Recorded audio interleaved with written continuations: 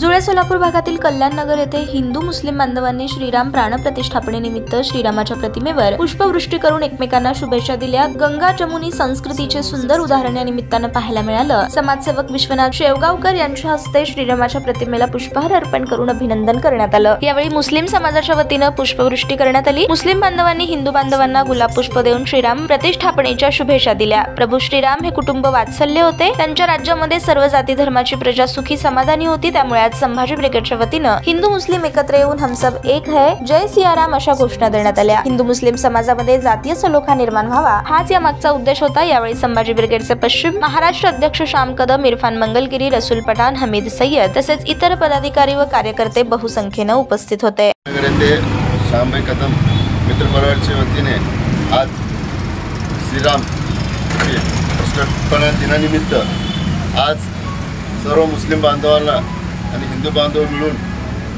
त्यांच्या आरती करून गुलाब फुलं उचलून आज एकमेकांना शुभेच्छा दिल्यात। आज भारतभर हा उत्सव साजरा होत आहे आणि सोलापूर शहरात सर्व ठिकाणी हा उत्सव होत आहे। मी सर्वांना भारतीयांना आणि हिंदू बांधवांना मनापासून श्रीराम प्रतिष्ठापनाच्या शुभेच्छा देतो। आणि आपल्या भारताचा एक मन है, सारे जहां से अच्छा हिंदुस्तान हमारा, ये गुल सिता सारे जहां से हिंदुस्तान हमारा। आप मज़हब नहीं सिखाता आपस में बैर रखना, हिंदी है हम, मज़हब है हिंदुस्तान हमारा। इसी तरह से आज हा कार्यक्रम संपन्न झाला आहे।